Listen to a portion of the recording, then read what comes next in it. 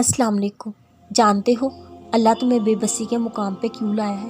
ताकि तुम अल्लाह से रजू करो और यकीन से मांगो।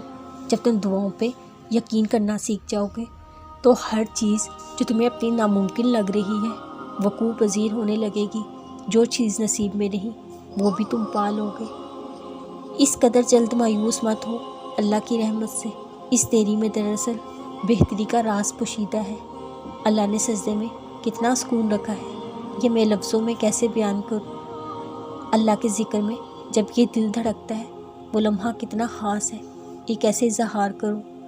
अल्लाह की मोहब्बत में एक आंसू भी जो बहता है वो कितना पाक होता है, ये राज कैसे ज़ाहिर करूँ।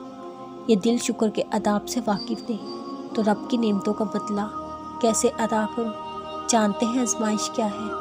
आजमाइश अल्लाह की तरफ से अपने बंदे का इम्तिहान होती है। ये इम्तिहान के ही तरह का होता है। अल्लाह किसी से नेमत लेकर आजमाता है, किसी को नेमत देकर। दोनों हाल में इंसान के सब्र और शुक्र का इम्तिहान होता है। ये दुनियावी ज़िंदगी आजमाइश है। यहाँ रोज़ कई चीज़ों से अल्लाह आजमाता है।